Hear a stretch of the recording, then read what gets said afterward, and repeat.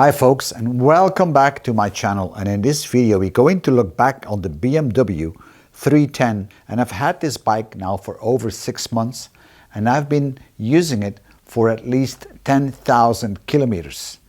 And I can say that this bike is a great bike. It is very reliable, it is very fuel economic, and it's about 3.6 liters per 100 kilometers. It is low in maintenance. I've had it maintenance at 1,000 clicks and at 10,000 clicks. It is very maneuverable, especially in the city, in between traffic queues. It's marvelous. It's a light bike and it has never let me down. So all by all, this is a great bike for a low cost because new, it's not expensive, and the insurance is low and the road tax is low, or at least where I live. It might be different where you live.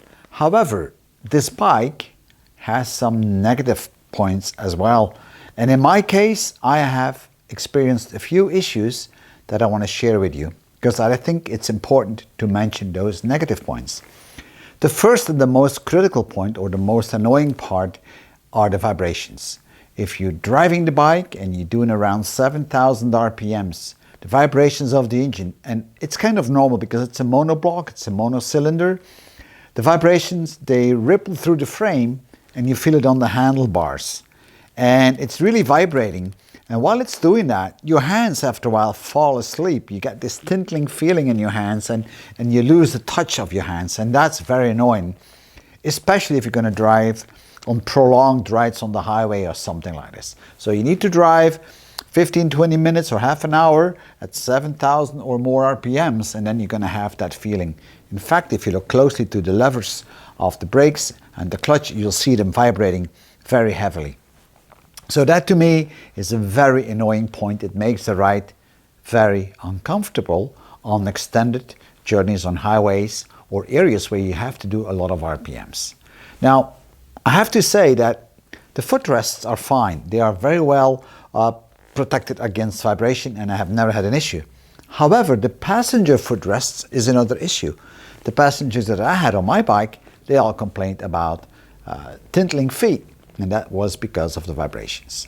So that's the first one. I think that's something you really need to consider if you're going to use this bike for long rides.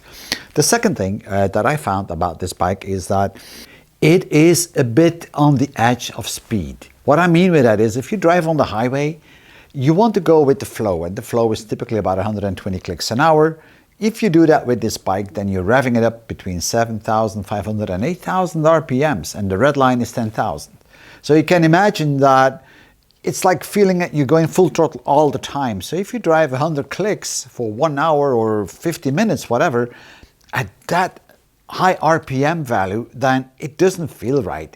You're riding on the edge all the time, the edge of the capability of that motor, and you have not additional power to get faster because you might have to pass a truck or a car.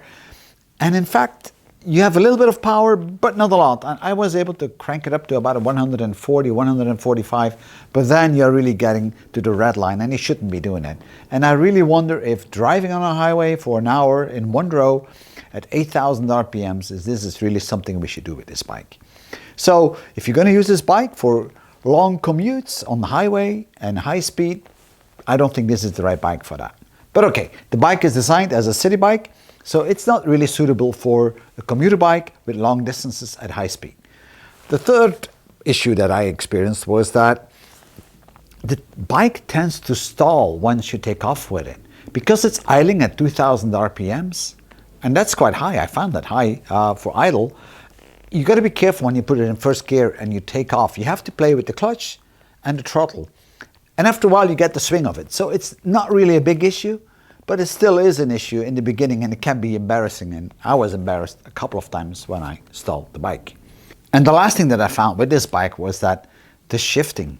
If you downshift from fifth, fourth, third to second, and then you come at an intersection and then you want to downshift to the first gear, the indicator on the dashboard will say first gear, but I don't know how many times I got caught. When I let the clutch go, I ended up in neutral. And then you see it on the dashboard as well that it's in neutral.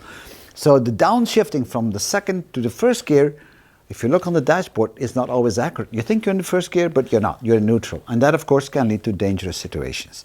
But once you know that, you can overcome that, and you know how it works, and you do this extra effort to push it down one more time into the first gear. So, to conclude, this bike is a great city bike. If you drive in the city, you can swing in between the lanes and the cars and whatever traffic queues. It's great. It's really great. It's very economical as well, very reliable. But if you're looking for a bike for long commutes, then this, I'm afraid, is not the bike for you. This is not the suitable bike. So I'm having daily commutes of about 100 clicks one way. A lot of it is highway, and I have decided to sell my 310R, which I did, and replaced it with a bigger bike from BMW. Mainly for the vibration, the lack of power and performance at 120 clicks an hour, because I think that's a bit risky not to have that extra power. And then the other 2 points that I mentioned, those are irrelevant. The shifting, the downshifting is not a point. And really, I mean, taking off with the bike, it's something you get used to, not to stall it. So I hope that you kind of enjoyed this short video, and maybe you can share your experiences with your bike. But again, by all means, buy this BMW 310R. It's a fun bike for Sunday afternoon, cruising along small roads, or drive it in the week in the city. It's great for that, but not for long haul trips. I hope you enjoyed this video, and I'll see you guys in my next video. Bye bye.